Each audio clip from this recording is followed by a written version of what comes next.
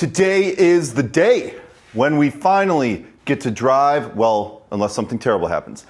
We finally get to drive this BMW out of my garage because I need the garage space, got to get the white Saab in, and I want to drive this thing. It's been in here forever.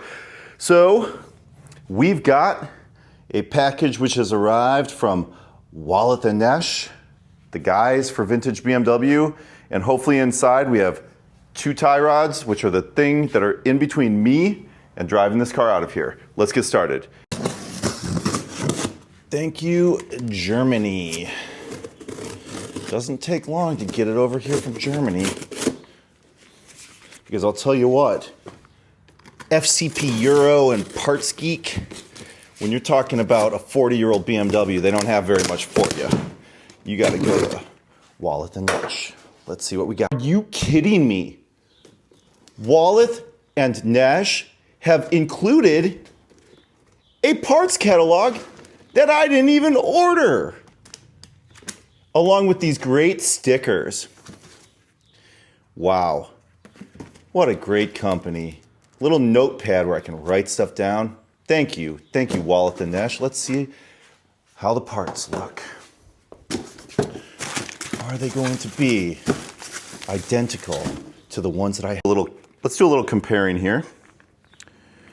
The original, get those embarrassing low quality nuts out of view. You know, the thing about this part, right? So this is a forging. This is not a casting. So this takes a piece of tooling.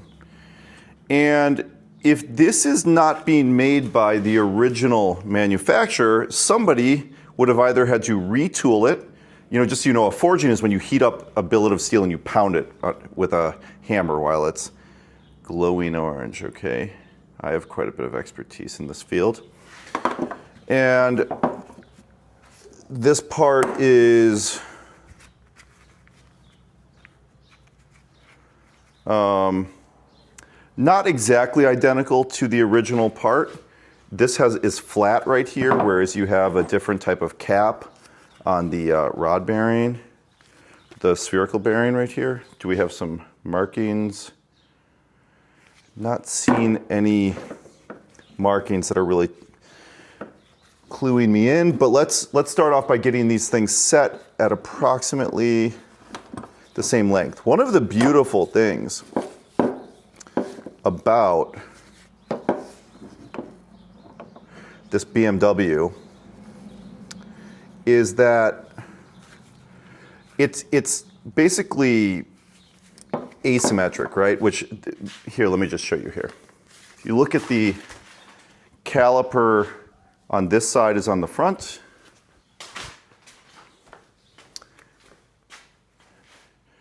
And on this side, it's also the front. Sorry, that's not what I was talking about. My mistake. There isn't any handedness to these tie rods, even though they're mirror opposite, right? Which is really cool. You don't have it's a 2-dimensional component. So what I'm going to do is because I want the alignment to be really close, I am going to try and align the car tomorrow morning. I'm going to try and set these so that they're basically at the same length as the parts that were on the car before. And I feel like my most precise way of doing this is actually going to be working on the overall length, forgetting about the threaded portions, okay? And just going overall length to overall length. So we're at 15 1/4, because I'm assuming that the actual diameter of the metal components is identical. Let's just check this out quickly and see. It's maybe not a safe assumption. So let's just see here. On the outer, we are at a diameter to the trim line. We have 1.32-ish on the trim line. Here we are at no, I can't do it that way. 1.46. Okay, so the new part is a little bit larger in diameter. Okay, so I guess we're not going to do it that way. The difference that you will get on the new tie rod from Walloth and Nesch is that you are not going to get a castellated nut with a cotter pin on these. You do on the center track link, but on the tie rod you do not. You get this nylock type nut, which I think is probably acceptable, but it is not going to be original.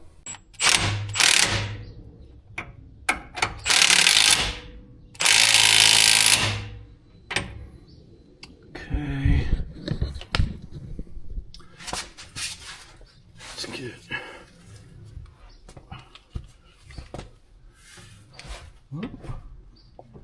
Oh, we got the exhaust pipe in the way over here. Okay. Another thing that has happened recently is that I have cognitively come to grips with the idea that I'm going to be doing both a rear and front main seal on this car. And you know what? It's going to give me an opportunity to do all the belts, do a bunch of gaskets, do a bunch of other stuff, but you know what? It's just gonna be, this car is gonna be a perpetual project, but I just wanna get it running. I wanna get some time on it, get some enjoyment of it so that I bond with the car. If you fail to bond with the car, you're not gonna be willing to do the suffering, you know? You have to develop that kinship through driving. And then, so get it going. Here's the process. Let me get this light. Here's the process. You buy the car. You do an initial drive. Find out how big of a shit show it is, if it even drives at all. Okay?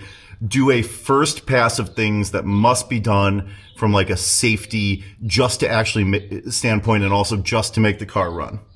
Okay. Then enjoy the car, bond with it, go on dates, show it love, let it love you, and then come back and do the really hard work. Otherwise, if you just come right in and you haven't developed that emotional connection with the car, and just like, you know, you're never gonna, it's gonna be as hard to develop the motivation to do something like the rear main and the front main seals. It's gonna be a pretty big amount of disassembly, right? And also, it's not really leaking that bad. Like, I'm not getting puddles on the floor. I've just got a messy underbody, a messy kind of tray area under the car. And so it's not a terminal situation, okay? And we have no play in the steering wheel. But my crappy alignment is probably not going to be good enough, but we've got it. We've got a brand new steering linkage. Look at the beauty. The beauty there in the middle. The impossible to find link. The beauty here, the new tie rods. Oh, if only I could actually align it. Should I try one of those crappy new smartphone app alignment things? It's probably not going to work, but yeah. Let's get this thing off the stands and drive it and see how bad the alignment is. Okay. This is going to be just a, this is white lithium Eurotrash right here.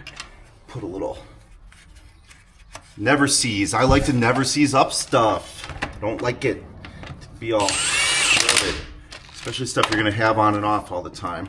The torque, here's the way, bolt torque is not about friction. Bolts are like springs. And typically, you will have two different torque settings for a lubricated versus a non-lubricated connection. So I will go just slightly higher with the never seize. I forgot I needed to charge the AC, so was a chance for me to screw on a new charge adapter right there. Let's see how this goes. Oh, she's running a little low. Let's put some in. Keep it coming. Come on.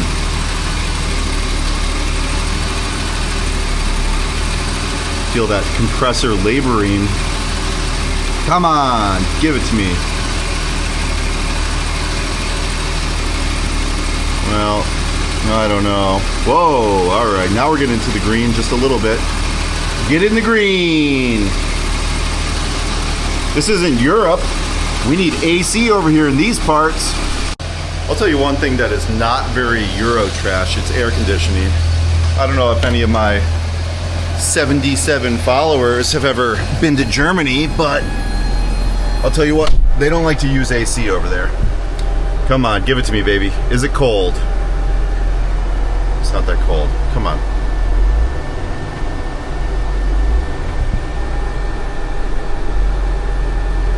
Well, it's colder.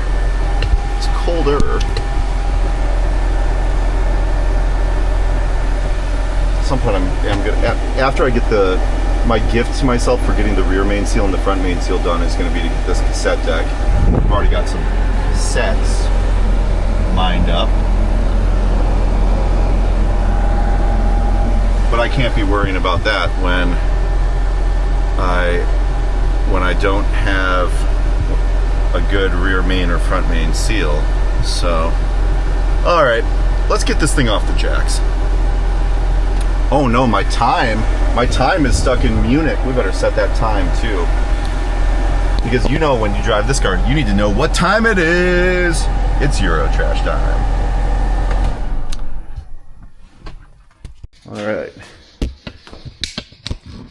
And with that underwhelming AC performance, it's time to get jacked. Uh-oh. That doesn't seem super secure. Well, I don't have a lift, but I got 2 jacks. I actually have 3 jacks because I have the same jack. Oh shit. That's not a good place to jack that at. Fuck. God, I hate jacking cars. How long has it been since this car has not been on jack stands? It's been months. Months, probably 2 months. And damn, does it feel good. This torque wrench from Wera, I think these are the best value for the money of any torque wrench on the market. But that's just me.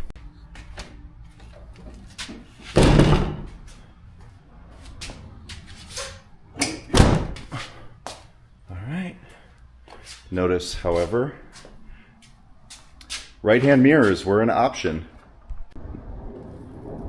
That's a beautiful sight. You want to see another beautiful sight? Ooh, the empty space in here that another car can go in. The beautiful sight. The broom that can push this out of the way. Another beautiful sight. Well deserved. This cheap Syrah. And that concludes another episode of White Lithium Eurotrash. Thank you to my 77 followers. Thank each and every one of you.